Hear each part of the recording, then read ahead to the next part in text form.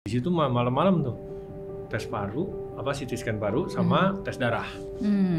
Itu langsung drop. Pas lihat hasil CT scan-nya langsung bete. Orang mau bilang saya jutek, mau bilang kejam, keji apa, kalau kerja terserah. Bebas. Saya itu tanggapan mereka ya. Tapi kalau sombong saya menantang. Wah, ini udah nggak bener nih, PCR. Bener, PCR. Akhirnya beruntung juga, dari 9 kali PCR akhirnya dapat juga positif. Di sekolah itu lebih banyak bolos dan adu jotos. Sempet berantem juga, dikeroyok sama 40 orang. Ya, bad stories ya. Kegagalan bukan akhir dari segalanya, kesuksesan juga tidak selalu ada selamanya. Suka duka silih berganti, tapi kemauan dan keyakinan untuk terus melangkah itu yang harus dimiliki. Dan di Zero to Hero hari ini, saya kedatangan sosok yang luar biasa, Chef Juna. Halo. Hai.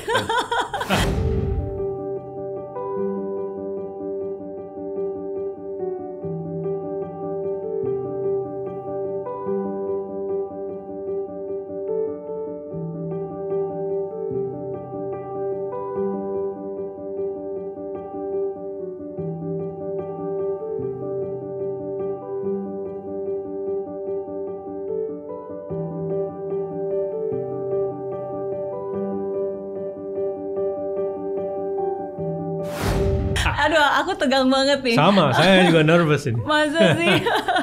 Tapi first of all, thank you so much sudah meluangkan waktu untuk hadir di sini.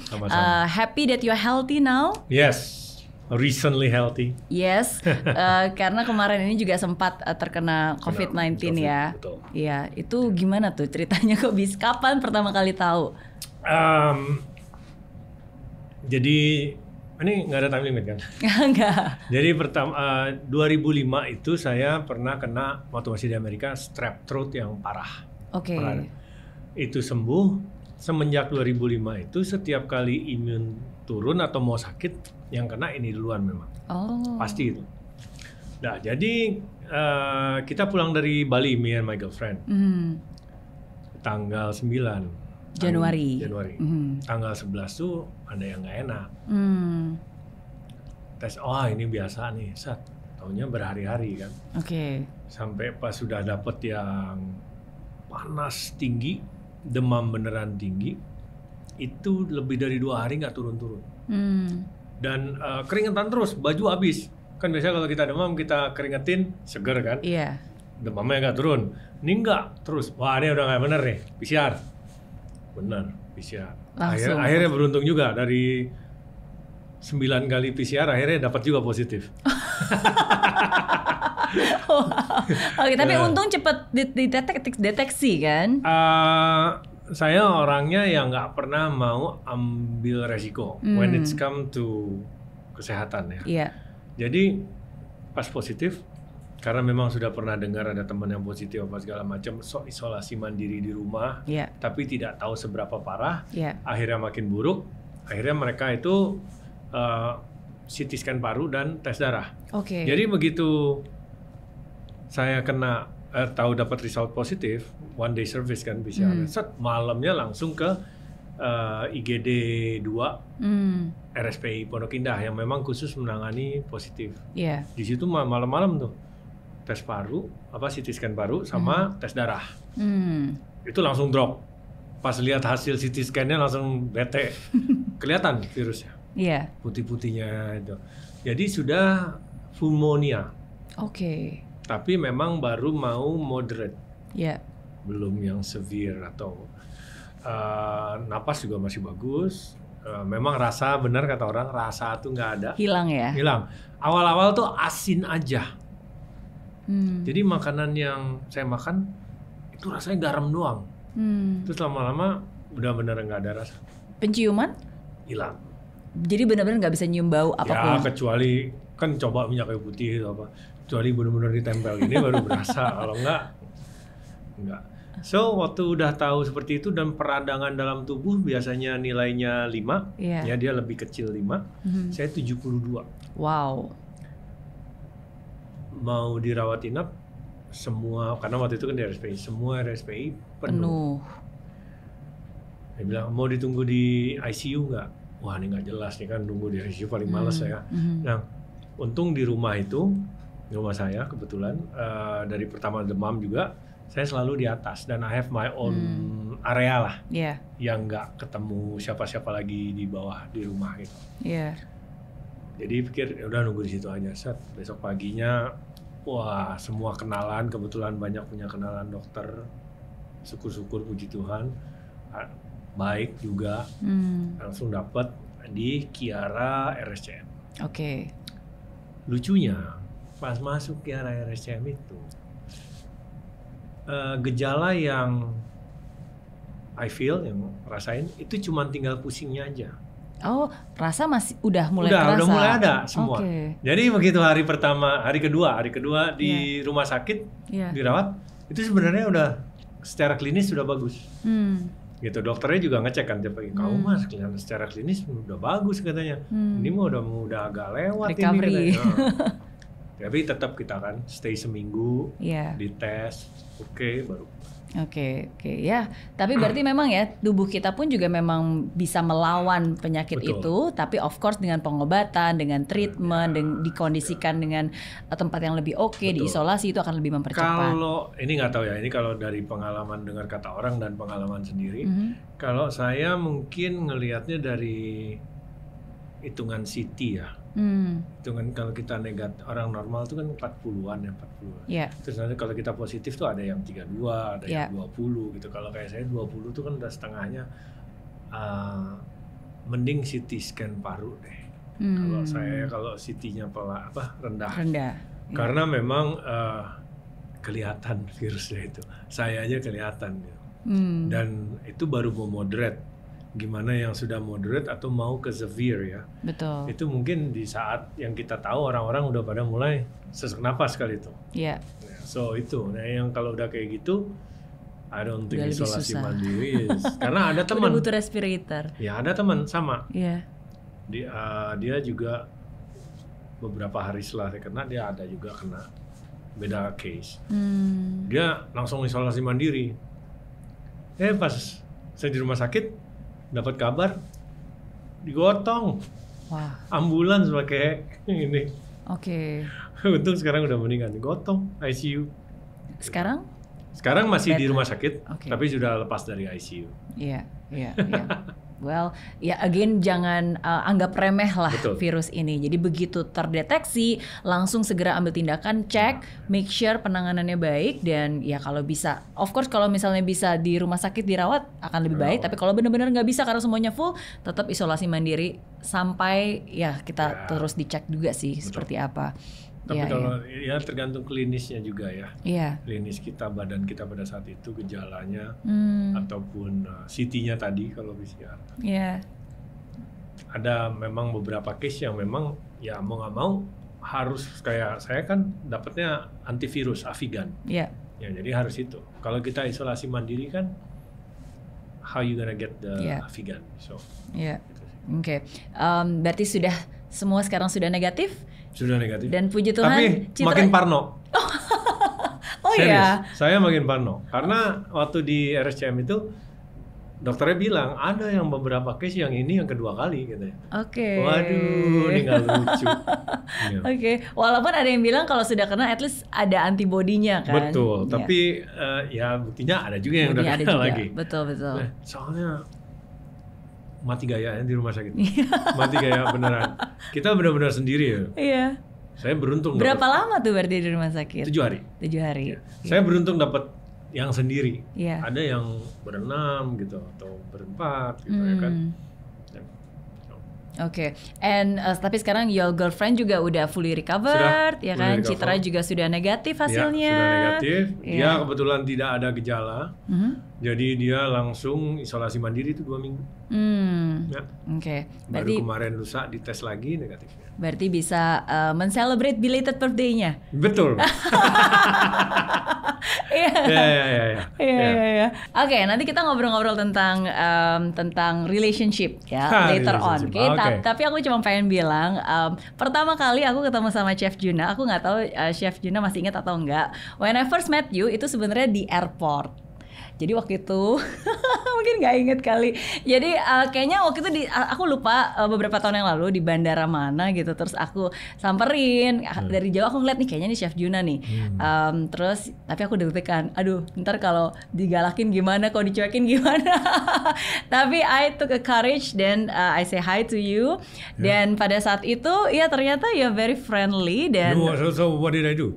Waktu itu what did I do? Bilang, no, atau enggak. Waktu itu kayaknya kalau nggak salah aku kenalin kan, hi Chef Yuna, aku Berry Riana, salam kenal. And then I think you know me at that time, if I'm not wrong. Well, not really know as a person, like personally, but like I mean like we know each other's name. Ini pasti or like lama banget soalnya I don't remember. Iya udah lama banget sih. Pasti lama. To be honest with you, jujur nggak ingat ketemu. Gak ingat, ya? Tapi know of you, ya of course. Ya, gitu. Thank you. Nah, jadi disitulah aku merasa bahwa sebenarnya sometimes mungkin orang itu melihat luarnya kayaknya aduh garang, sombong, tampangnya jutek katanya, ya kan? Tapi sebenarnya nggak juga ya. No. Sombong ini yang paling orang mau bilang saya jutek, mau bilang kejam, keji apa, kalau kerja terserah. Bebas. Saya itu tanggapan mereka ya. Tapi kalau sombong saya menantang. Saya menantang untuk dibilang sombong. Kenapa? Boleh you look at my file semua. Gak pernah saya yang suka memamer kekayaan, physical attribute, ataupun skill. Dalam artian, I'm the best chef, chef lain gak gini, I'm the man. It's never. Jadi yang disombongin dari saya apa? Nah itu loh. Jadi kalau sombong agak, ya meskipun I cannot change persepsi orang ya. Betul. Tapi kalau memang bisa dibahas, saya pasti akan nentang kalau sombong. Oke, ya, again sometimes orang cuma melihat sedikit, abis itu menyimpulkan sendiri. Betul. Berdasarkan asumsi yang ada di pikirannya dia. Tapi kalau mereka bilang, wah galak banget, well true, that's true. Saya nggak, orangnya jarang bisa, bukan jarang, boleh dibilang nggak bisa, yang namanya nonsense dan nggak logical, gitu ya. Apalagi dalam ruang lingkup kerja. Nah itu. Oke. Disiplin, kerja keras, toleransinya tangguh. Nggak ada. Zero mistake. Trying. Gitu, Oke. Tapi kalau misalnya memang dilihat, memang galak dan kerasnya itu memang sudah pembawaan dari kecil ya. Karena kalau saya ngelihat dari ceritanya, dari sejak SMP, SMA pun di sekolah itu lebih banyak bolos dan adu jotos. Bener nggak? Keren banget kata-katanya, bolos adu jotos. Yes. Bener ya, itu nggak didina ya? Bener. Itu benar ya? Nggak bisa dibohongin. Oke. Dan di usia 15 tahun bahkan bikin tato yang pakai alat mesin tato sendiri. No, itu salah kaprah orang. Jadi bukan alat mesin tato buatan saya, bukan. Tapi pada zaman itu mesin tato itu semua tukang tato itu bikin sendiri mereka. Jadi dari modal dinamo, diikat kawat, pakai karet, pakai jarum jahit. Nah itu mereka ngerakit sendiri. Oke. Terutama di Indonesia ya. Belum ada alat tato yang keren yang beli gitu. No. Oke. Jadi gitu. Handmade ya. Handmade-nya si tukang tato, not me. Gitu. Oke. Yang mana itu tato pertama dong waktu itu?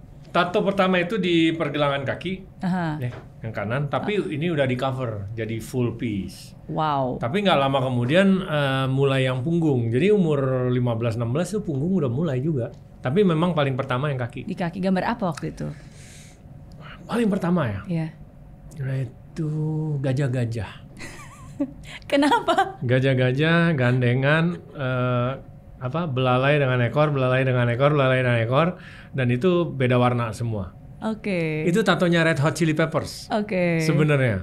Iya. Dan coba. Apa yang membuat Chef Juna mau membuat tato di usia 15 tahun pada saat itu? Tato ya. Ini kita ngomong tato. Oke. My age, lahir tahun 70-an. Kita besar dengan 80s rock band, ya, grup band tahun 80-an, di mana mereka memang norak, pakai spandex ya kayak cewek, apa segala macam, rambutnya di hair blow dan lain sebagainya, tapi mereka tough, Dan jujur mereka tuh ganteng-ganteng gitu loh, cuman urakan aja. Kayak Red Hot Chili Pepper, Green Day, Poison, zamannya Poison, Twisted Sister. Kalau orang awam kan taunya Guns N' Roses. No, we go Faster Pussycat, Poison, ya. Belum lagi ada Sebastian Bach gitu. Nah, jadi kita besar di era itu. Nah, itu eranya Motley Crue juga. Kebetulan pada zaman itu ibu saya emang selalu kerja di daerah dunia travel, sering keluar negeri, bawa tour ya. Jadi kalau keluar negeri suka beli majalah metal zaman dulu. Di Indonesia kan zaman itu susah tuh, barang-barang luar, majalah metal gitu. Ya, majalah metal beda-beda, Circus, Metal Edge. Biasanya di dalamnya di tengah itu ada yang 4 halaman dilipat jadi poster. Oh, jadi pull up poster gitu ya.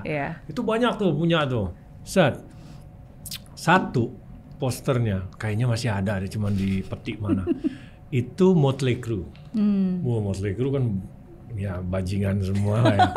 Motley Crue pada nggak pakai baju, pakai celananya apa segala macam, atribut. Orang-orang selalu sukanya si drummernya, Tommy Lee. Kenapa? Memang brengsek orangnya. Brengsek tapi cool. Dan tatoan banyak dan ganteng.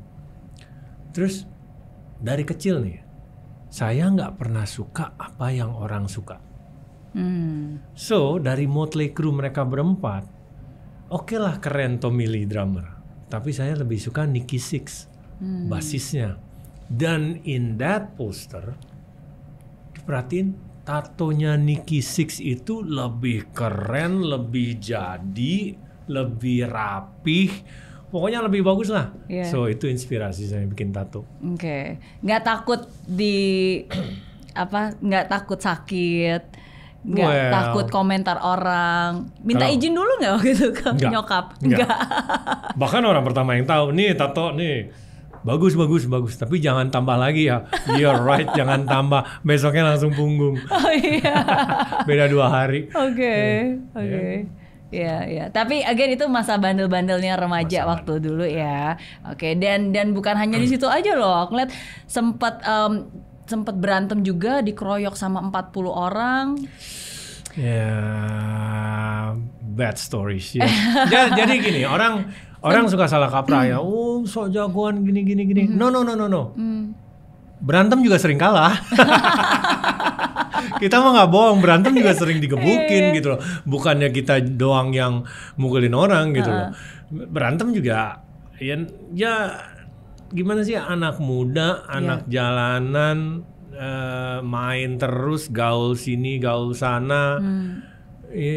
Kadang ada yang clash, kadang bukan permasalahan kita tapi karena temen kan kita ikut semuanya gitu. So jadi kalahnya juga ada kok. Sempet diculik, disiksa, itu benar? Jangan terlalu dibesar-besarkan, tapi memang yang hidup di tahun itu pasti tahu lah. Kita sama-sama nggak suka ngarungin orang gitu. Ya gitu deh. Dan ketika kesini berarti melalui kenangan lama dong. Ini Universitas Trisakti yang ada di dekat sini. Trisakti. Aduh. Masa-masa zaman dulu ya.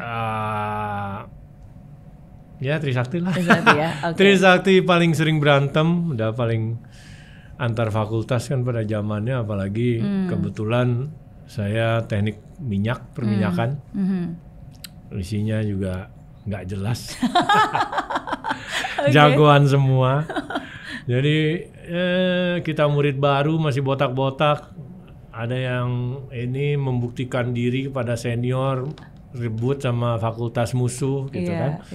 Ya biasalah. Aku hampir mau masuk Trisakti. Akhirnya? Teknik elektro. Tapi karena tahun 98 waktu itu ada kerusuhan, penembakan mahasiswa Trisakti, akhirnya pada satu orang tua memutuskan untuk mengirim ke Singapura. Dan kebetulan memang ada bantuan dari pemerintah Singapura dan akhirnya ya udahlah diusahakan ke sana, ngutang dan seterusnya. Tapi kalau elektro aman kok. Elektro aman ya. Elektro anak-anaknya nggak suka berantem. Yang berantem tuh mesin sama minyak. Oke. Di otak saya udah ada tuh pikiran, gila ya, gue tukang ngejotos orang.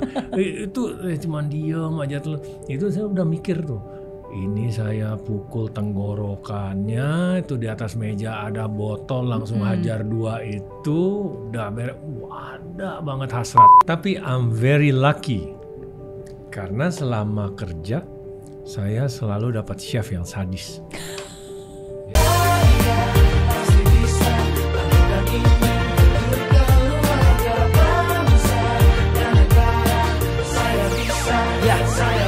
Laksana bumi tanpa hujan, hidup tanpa tujuan, kering dan mati tanpa hijaunya tumbuhan. Demikian kalau mimpi tak kunjung terjadi.